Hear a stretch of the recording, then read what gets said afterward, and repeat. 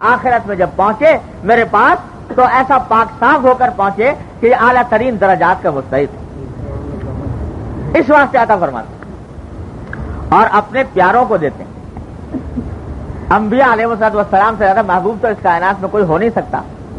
لیکن حدیث میں آیا نبی کریم سرور دو عالم صلی اللہ علیہ وسلم نے ارشاد فرمایا اشد الناس بلاء الانبیاء ثم الامثل فالامثل، کہ اس دنیا میں سب سے زیادہ آزمائشیں آتی ہیں انبیاء علیہ السلام پر، اور پھر ان کے بعد جتنا کوئی ان سے زیادہ قریب ہوتا ہے، ان سے مشابہت رکھنے والا ہوتا ہے، اتنی آزمائشیں اس کے اوپر آتی ہیں۔ جتنا ان سے قریب ہوتا جائے گا اتنا ہی آزمائشیں ان کے اوپر آئیں گے۔ دیکھو ابراہیم خلیل اللہ لقب ہے کہ نہیں؟ خلیل اللہ کے معنی اللہ کے دوست، اللہ کے دوست، مگر کیا کیا بلائے، کیا کیا مسائب آئے اور کیا کیا آزمائشیں پیش آئیں۔ آگ میں ان کو ڈالا جا رہا ہے، بیٹے کو ذبح کرنے کا ان کو حکم آ رہا ہے، بیوی بچے کو ایک بے آب و گیاہ وادی میں چھوڑ کر جانے کا حکم ان کے اوپر آ رہا ہے۔ غرض کوئی نو تکلیف کی ایسی نہیں ہے جو ان کے اوپر آئی نہ ہو۔ اپنے پیارے ہیں لیکن دیا جا رہا ہے، تکلیف دی جا رہی ہے، اس واسطے دی جا رہی ہے تاکہ ان کے درجات بلند کیے جائیں۔ ارے جب ان تکلیفوں کا انعام ملے گا آخرت میں تو اس وقت پتہ چلے گا کہ یہ تکلیفیں تو کوئی پرکاہ کے برابر حیثیت ہی نہیں رکھتی، وہ تو بھول جائے گا انسان، اور پھر اس کے بدلے جو انعامات اللہ تبارک و تعالیٰ کی طرف سے ہوں گے تو ان کا کچھ ٹھکانہ نہیں۔ اسی لیے حدیث میں آتا ہے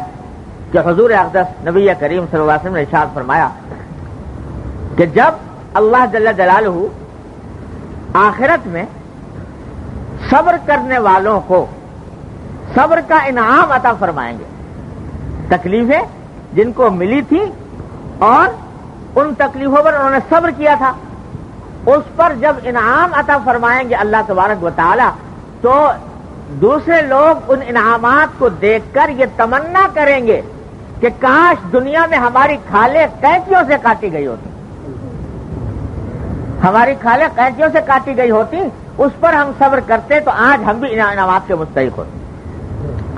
تو یہ جو قرآن کریم میں فرمایا کہ جب آدمی وہاں پہنچے گا، یہ ہمیں محدود نظر کی وجہ سے، محدود عقل کی وجہ سے ہم اس دنیا ہی کو سب کچھ سمجھے بیٹھے ہیں، لیکن جب وہاں پہنچے گا انسان تو دنیا کا تصور اس کو ایسا آئے گا کأنہم لم یلبثوا الا عشیۃ او ضحاھا، کہ ساری عمر ایسا لگے گا جیسے کہ شام کا ایک شام گزر گئی یا ایک صبح گزر گئی، وہ لگے گی۔ اور آخرت کی جو ابدی اور لازوال زندگی ہے وہ پھر اللہ تبارک و تعالیٰ عطا فرمائیں گے، تو یہ تو بھول جاؤ گے یہ تکلیف، اور اس کے بعد پھر جو دائمی راحت اور دائمی مسرت اللہ تعالیٰ کی طرف سے عطا ہوگی، اس کے بعد اس کی کوئی حیثیت ہی نہیں رہے گی۔ ہمارے حضرت والا حضرت حکیم الامت قدس اللہ تعالیٰ سرہ فرماتے ہیں کہ ان تکلیفوں کی مثال یوں سمجھو کہ جیسے ایک ڈاکٹر ہے، وہ کسی بیماری کا آپریشن کرتا ہے، جسم میں زخم ہو گیا ہے، کوئی بیماری پیدا ہو گئی ہے، آپریشن کیا، آپریشن کرنے میں تکلیف ہوئی کہ نہیں ہوئی، لیکن اس تکلیف جاننے کے باوجود انسان خود درخواستیں کر کے، منتیں کر کے آپریشن کرواتا ہے کہ بھائی میرا آپریشن کر دو، اور فیس بھی دیتا ہے الٹی کہ پیسے دے رہا ہے اس واسطے کہ میرے اوپر نشتر چلاؤ۔ یہ نشتر جو چلائے جا رہے ہیں اس کو باقاعدہ فیس دے کر منتیں کر کے چلا رہا ہے نشتر، حالانکہ تکلیف تو پہنچ رہی ہے، لیکن جانتا ہے کہ یہ تھوڑی سی تکلیف ہے،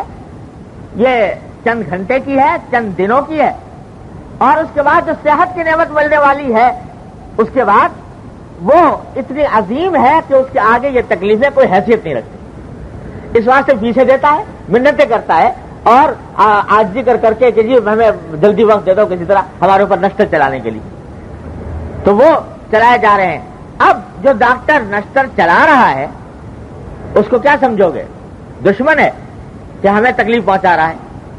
وہ در حقیقت اس سے زیادہ مشفق اس حالت میں کوئی اور نہیں، اس سے زیادہ مہربان کوئی اور نہیں، اس واسطے کہ یہ آپریشن کرنے کے بعد تمہارے لیے دائمی صحت کا ذریعہ تمہارے لیے بنا رہا ہے۔ تو اللہ تبارک و تعالی جب کسی بندے کو اس حدیث کے تحت تکلیف عطا فرماتے ہیں تو حقیقت میں وہ اس کا آپریشن ہو رہا ہے، آپریشن ہو رہا ہے کہ اس کو پاک صاف کیا جائے۔ ہمیں اپنے پاس جب ہم اس کو بلائیں تو یہ پاک صاف ہو کر آئے اور گناہوں سے دھل کر آئے، گناہوں سے دھل کر آئے اور اللہ تبارک و تعالیٰ اس کو درجات اس کے بلند فرمائے۔ یہ ہوتا ہے۔ اور حضرت فرماتے ہیں کہ اور اس کی مثال یوں سمجھ لو کہ ایک محبوب ہے تمہارا، مدتوں سے ملاقات نہیں ہوئی اور دل چاہتا ہے اس سے ملنے کا، کسی وقت اچانک پیچھے سے آ کر اس نے تمہاری کمر کے گرد ہاتھ ڈال کے اور تمہیں دبانا شروع کر دیا، اتنی زور سے دبایا کہ پسلیاں درد کرنے لگی، تکلیف ہوئی۔ لیکن اگر وہ یہ کہے کہ بھائی اگر تم چاہو تو میں چھوڑ دوں اور یہ پسلیاں جو تمہاری دکھ رہی ہیں یہ دکھن تمہاری دور ہو جائے اور میں کسی اور کی پکڑ لوں اس طرح، اور کسی اور کو اس طریقے سے تکلیف پہنچانے شروع کر دوں، تو اگر محبوب صادق ہے، سچا، تو وہ کہے گا کہ بھائی اس سے زیادہ تکلیف پہنچا دو، سرے دوستاں سلامت کہ تو خنجر آزمائی، سرے دوستاں سلامت کہ تو خنجر آزمائی، نہ شود نصیب دشمن کے شود ہلاک تیغت، سرے دوستاں سلامت کہ تو خنجر آزمائی، تیرے خنجر یہ دشمنوں کے، میں نہیں چاہتا کہ تیرا خنجر دشمنوں پر چلے، تیرا نصر دشمنوں پر چلے، یہ تو سرے دوستاں سلامت کے تو خنجر آزمائی۔ تو اللہ تبارک و تعالیٰ کی طرف سے یہ جو آتی ہیں تکلیفیں، حقیقت میں اللہ کے ان بندوں پر جو رجوع کرنے والے ہیں اللہ تعالیٰ کی طرف، تو فرماتے ہیں لَنَبْلُوَنَّكُمْ بِشَيْءٍ مِّنَ الْخَوْفِ وَالْجُوعِ وَنَقْصٍ مِّنَ الْأَمْوَالِ وَالْأَنفُسِ وَالثَّمَرَاتِ، ہم تمہیں آزمائیں گے، ضرور آزمائیں گے، یعنی اتنی تاکید کے ساتھ لَنَبْلُوَنَّكُمْ، تمہیں ضرور آزمائیں گے۔ کہاں سے آزمائیں گے؟ بِشَيْءٍ مِّنَ الْخَوْفِ، کبھی کوئی خوف آ جائے گا، کبھی والجوع، کبھی بھوک سے آزمائیں گے، کبھی تمہارے مال میں کمی ہو جائے گی، کبھی تمہارے پھلوں میں کمی ہو جائے گی، کبھی تمہارے ملنے جلنے والے اعزاء اقربا میں کمی ہو جائے گی کہ کسی کا انتقال ہو گیا، یہ تو ہم آزمائیں گے، تمہیں چھوڑ نہیں سکتے۔ اور آگے کیا؟ وَبَشِّرِ الصَّابِرِينَ الَّذِينَ إِذَا أَصَابَتْهُمْ مُصِيبَةٌ قَالُوا إِنَّا لِلَّهِ وَإِنَّا إِلَيْهِ رَاجِعُونَ، خوشخبری سنا دو ان لوگوں کو جو اس ان آزمائشوں پر صبر کریں اور یہ کہہ دیں کہ انا للہ و انا الیہ راجعون، اولئک علیہم صلوات من ربہم ورحمہ، ان کے اوپر صلوات ہے یعنی رحمتیں ہی رحمتیں ہیں اللہ تعالیٰ کی، واولئک هم المہتدون، اتنی بڑی گواہی اللہ تعالیٰ نے دے دی۔ تو بھائی یہ تو اللہ تعالیٰ کا نظام ہے کہ اللہ تعالیٰ اپنے نیک بندوں کو بعض اوقات یہ تکلیفیں اس لیے پہنچاتے ہیں کہ ان کے درجات بلند ہوں۔ ہمارے حضرت والد صاحب صلی اللہ تعالیٰ سے یہ شعر پڑھا کرتے تھے بڑے عجیب وجد کے سے عالم میں، اللہ، کہ وہ فارسی کا شعر ہے کہ ماں پروریم دشمن و مامی کشیم دوست، ماں پروریم دشمن و مامی کشیم دوست، کسرا چراؤ چون رسد در قضائے ماں، کہ ہم بعض اوقات دشمن کو پالتے ہیں، اس کو ترقی دیتے ہیں اور دوست کو مارتے ہیں، دوست کو تکلیف پہنچاتے ہیں۔ کسرا چراؤ چون رسد در قضائے ماں، ہمارے قضا میں، ہماری تقدیر میں کسی کو چون و چرا کی مجال نہیں، ہماری حکمت کو کون سمجھے۔